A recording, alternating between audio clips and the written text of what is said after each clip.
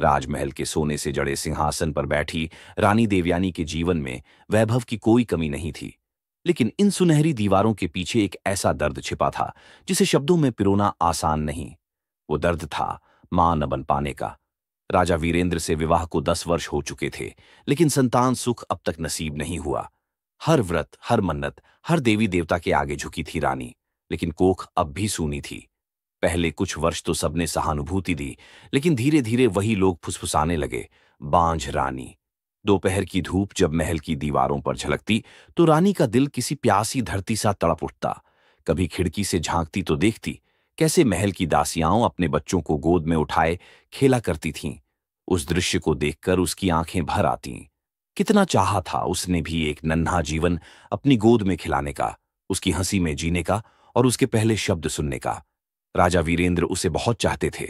उन्होंने कभी उसके मातृत्व की कमी को लेकर कुछ नहीं कहा, लेकिन समाज का ताना बाना केवल प्यार से नहीं चलता। राज दरबार में मंत्रियों की नजरें, दरबारियों की बातों की धार और जनमानस की कानाफूसी, हर ओर से रानी पर सवाल उठते। कुछ मंत्रियों ने तो दूसरी रानी की सलाह तक दी ताकि राज्य को वारिस मिल सके। एक रात रानी अपने कक्ष में अकेली बैठी थी। दीपक की लौ बुझने को थी और बाहर अंधेरा घना था। उसके आंसुओं की धार उसके चेहरे पर बह रही थी। उसने ईश्वर से एक बार फिर वही प्रश्न किया, क्यों, आखिर क्यों मुझे यह अभिशाप मिला? तभी दासी सुमित्रा उसके पास आई और धीरे से बोली, रानी मां, आप बांझ नहीं हैं। आपने इस राज्य की हर बेटी को शिक्षा दी, हर पीड़ित को संबल दिया, हर गरीब को पेट भर भोजन दिया। आप तो मां हैं, इस राज्य की मां। रानी की आंखें भर आईं। वो समझ गई, मां बनने का अर्थ केवल जन्म देना नहीं होता। ममता, त्याग और स्नेह भी मातृत्व का रूप होते हैं। समाज ने उसे बांझ कहा, लेकिन उसने समाज को ममता का सही अर्थ सिखाया।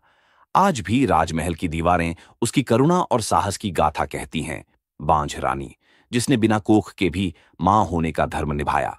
यह दास्तान हर उस स्त्री की है जो समाज की अपेक्षाओं और तिरस्कार के बीच अपनी ममता की परिभाषा खुद गढ़ती है।